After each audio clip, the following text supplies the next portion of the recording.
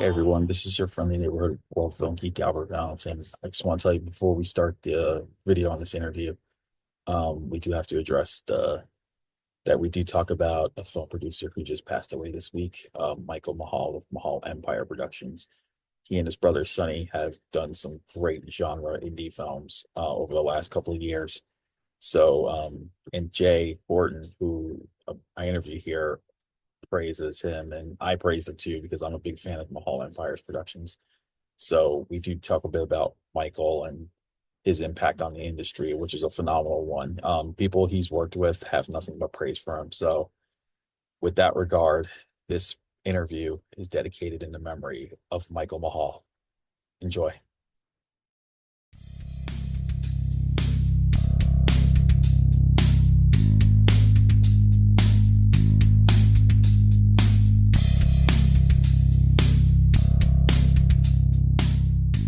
Trapped between the creatures that roam the night and the monsters that rule the day. Where are you gonna go? Where? You ripped them limb from limb! A hard place. How you doing? I'm good, man. It's good to hear from you again, because you actually emailed me about Craving last year or a year or two ago. I remember this. Okay. And now we have A Hard Place, and I actually posted my review this morning. I absolutely love this movie. It was phenomenal. It was a fresh idea. I loved the whole new shtick behind it, and you did a great job on this. Wow, man. Thank you. I really appreciate that. I was just telling somebody else, like, you never know what the reaction is going to be, like, critically and with, fans. And, sometimes, like, I've had a lot of movies, like, critically, usually they do pretty good. And then, like, fans, they'll be like, or vice versa. So like it's always every single person, it's like, are they going to like it? I don't know. And so, it's exciting. So, where did the idea come from to create this little story between creatures who hunt during the day and the ones who hunt at night? Where did that Well, all come from? it's a very like old script initially, and initially it wasn't like night and day. They were vampires and werewolves, and then maybe a year or two later, Underworld came out, and I was like, ah, shit. So Yeah. I was like, I put it away for a long time, and then after Craving, I was like, I wanted to do another monster movie, and I was like, what about that? And I was like, but I just don't want to do vampires and werewolves. So I started, just brainstorming like what, kind of creatures could it be? And I started thinking about like kind of the like making the place where they were trapped, the Garden of Eden. And then I was like, well, if it's a Garden of Eden, what kind of monsters? And I was like, oh, like trees, plants, so I was like, oh, plant creatures. And then, like a reptile, like the snake in the, the Genesis story or whatever it is. And I was like, that would be cool. And then I was like, I want to make them more opposites though. So like, what if one of, like they're both guardians of this garden, but why would you have two guardians? It's because, well, maybe one is protecting in the night and one is protecting in the day. So like that, and then you also kind of have your dark and light symbolism. And then I was like, then how do you get them to fight? And I was like, oh no, they'll have an eclipse, and then they're both transformed at the same time, and that's kind of where that generated, and just wanting to do a different kind of monster. Like I said, like the vampire werewolf thing is cool. I love vampire movies, love werewolf movies, love vampire versus werewolf movies, but we've had a ton of them. So I was like, let's try to do something different. So like that's and I like offbeat stuff. So I was like, let's do that. Yeah, and I like the fact that the caretakers, the night guardians, are like when you see them first, they're these redneck types, like backwoods Yeah, type people, and I thought that was a pretty cool concept behind that because, and then it kept. I gotta say, I cannot say enough about Felissa Rose. Like she is such a legend, and I like the fact that her Craving won the Fangoria Award for Best Felissa Rose movie yeah, last year, and yeah, I was yeah, actually yeah, I was yeah. and I remember rooting for that. I'm like, I hope Craving wins. I hope Craving wins. And now she's in this, and she does such a great job. She plays this motherly type, Mhm. and she's just being Felissa, just like she's just enjoying being over the top and so Yep. much fun to watch. And here she is as Ma, and I just absolutely loved her in this movie. You know, it must have been great working with her again. It was so cool. It was one of it's like working with Felissa has been one of my favorite experiences working with any actor ever. Because like not only is she like super super nice, like she's a really good actress, and like you can really and sometimes especially indie directors they get a little like intimidated with name actors, so like they're almost hesitant to really direct them. But like Felissa loves it, dude. She says something, you're like, no, no, no, like when you do that, like do this and then you say it like this, and she loves that. She wants that feedback, and then she gives you like so many different things. Like she takes adjustments so well, and then to give her a part like this, like no not to pat myself on the back, but like I feel like it's one of the better roles she's had, and it Yeah. like I feel like it challenged her and she stepped up to it and she was just great. I mean, I really like her in the movie. Yeah, and I also liked another icon in Lynn Lowry. I loved her role in this movie because, I just recently saw her in A Halloween Feast Yeah. and gave her my Best Actress award for my annual awards for that movie. And I'm like, it's seeing great. her in this movie, she did such a great job playing Xenia, who comes out as this like the leader of the robbers. And Yeah. then we learned a little twist about her later in the film, but she Right. does it so well playing like an infantile compared to Felissa Rose's character. I She know. comes, and it must have been like, what was it like bringing her to the forefront? So like Lynn had I would say like Lynn had the more challenging of the two roles, because like Felissa's role like it's fun, it's meaty, it gets to go over the top. Lynn's got like the grounded emotional stuff. You know what I mean? Like and it's not flashy. Like she just Yeah, has to be like real and good, and it's like then that in my mind that's harder to do. And she's just, I mean, she's got over 50 years of experience behind the camera, in front of the camera. She's just great. And also because it was a tough production. We were shooting in the winter. It was low budget. It was really cold. I was worried, about, Lynn and Felissa, and not that they would be divas or anything like that, but right. this is not a cushy circumstance. It's like I mean, there were days where, we're out in this barn, this unheated barn in, 10-degree weather, and we're out there for hours and hours and hours.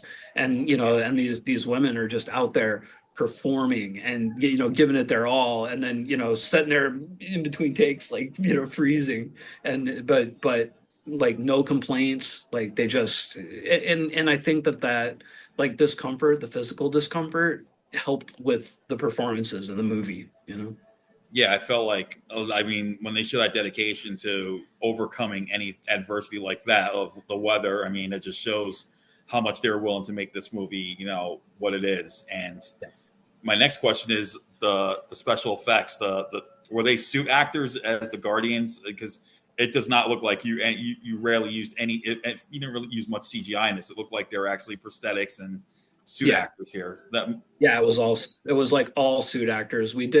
There's some minor like here and there you'd never be able to tell, but there's some minor CG augmentation like here or there where we might have had an imperfection or something, or a rip or whatever. But yeah, they're Robert Bravo is our effects guy, been with me for years, and he built these things from conception to execution. He would put the people in them. He can get people in those things pretty quick, about 20 minutes maybe. Took about 30 minutes for the reptile creatures, and I think we had 6 full tree suits, and I think five to 7 of the reptiles. I can't remember. But we almost got to the point where we thought we were going to run out of people to put in them. But man, we were struggling to find people to put in the suits, because it was so cold. Which reminds me, I got to ask this: did Felissa do any of her stuff in the suit actor, or did you get an actual stunt performer to do? That was a stunt performer. Yeah, okay. That was one of our other actresses. Yeah. And I think different people at different times. I think it was predominantly Zara Lend who played one of the farmhands. She's like the girl that's on the table with the guy where they're watching the good looking dude get beat up. and they're like, Yeah. oh, she was that was her. And I think, another plus was I love the fight scene between because that was like I was not expecting her to go full kickboxing at one point. I was just like, oh my god, I wasn't expecting this in a like this type of yeah, movie, but damn, she can fight. Like that was so much fun, and that must that have been was dude, that was tough, man, because that was a really long day, and like a moron, I scheduled one of the hardest things at the end of the day, and so everybody was tired, and the temperature had dropped, and it was really cold. That day we had the woman that owned the location brought a second meal for us, just like to be nice. She brought this like giant pot of chili, and it was awesome. But our DP, he partook a little too much, like to the oh, point that he wasn't feeling so good for the but oh man. it went cool. And honestly, when you're doing a low budget fight scene, like Kevin is a stunt performer, but the Erica was not. So Right. he has to like basically walk her through everything. And you're watching these things on set, and you're like, oh my God, is this ever going to work? And then you get into editing, and you start cutting frames, like where the Yeah. punches don't connect and stuff like that. And it's like, bam, and it starts looking good. And then I was like, oh, this actually works. It's a little different than what it was originally planned in the script. In the script, it was supposed to happen in the kitchen. But when we secured this location, that was the one caveat. It was just kind of this little tiny kitchen. It just wouldn't have worked. So I rewrote it so it would be outside. That's awesome. So how so you mentioned all this stuff was happening on set. How long did you take to shoot the film altogether? I think we did 12 days in Ohio, on the farm, and then we did 2 or 3 days in LA, one on a stage for the zombie sequences, and then some exterior pickups in LA. Because again, when you're doing stuff like this, the takes a long time. So there were some gags that we skipped on set because we knew we could go back to LA, throw some snow on the ground, fake snow, and shoot somebody with their guts on the ground. So we did a lot of that in LA. Oh, that's awesome. Well, I gotta say, man, people need to check this movie out because brings something fresh to the whole monster versus monster genre, and great cast in this movie. So, what's next for you after this? Is there anything that you can talk about? Yeah, so I've been raising money for a movie called the Apex Predators Club. We just crowdfunded it for so far 200,000. Still going. Is that Um, that's Mahal Empire, right? yeah, So yeah, I guess you heard. Did you hear the news about Michael? Yeah, yeah. that was that was It's pretty. very Michael is he's just a inspiration. Like he's, and I know this sounds like uh hyperbole, but like he inspired so many filmmakers, like to follow, to do that thing. He inspired me. I never would have done Craving if I hadn't have seen the Mahals doing their thing, and now here I am working with them. And Yeah, now it's like yeah, it's tough. I feel really really bad. I'm still excited for the movie, but we'll see how that shakes out. I think I mean I'm hoping it will happen, and it'll be a great honor for honor and tribute to Michael. With all his hard work that he's done over the last years as a indie producer. I've always enjoyed their films, and Yeah, I only got I only got word about it today because I woke up hearing the news because a couple of people they've worked with they told me what happened. yeah, I'm like, oh man, I was like, so yeah. I'm hoping. So let's see what happens. Right, one of the last things he said, because I talked to him the night of, and because we were talking about money and how we needed to raise so much more to finish production, and he was like, I've never not finished a movie, like never, and like it'll be good, it'll be okay, and then Yeah. anyway, sorry, I didn't mean to get heavy. Oh no, hey, it's fine because you know what? In a way, this is great because now knowing that you're working with these guys, now it's just really up to my ante to hopefully that this will get made, and Yeah, this will be a great tribute to Michael, and so I definitely will have to get this out there, and hopefully you guys will get this movie made and whatnot. So we'll just keep Michael in our thoughts and prayers and his family as well. But A Hard Place is coming out a week from today on the 27th. It is a fantastic movie. I loved the monster versus monster riff, like, you know, something fresh to it.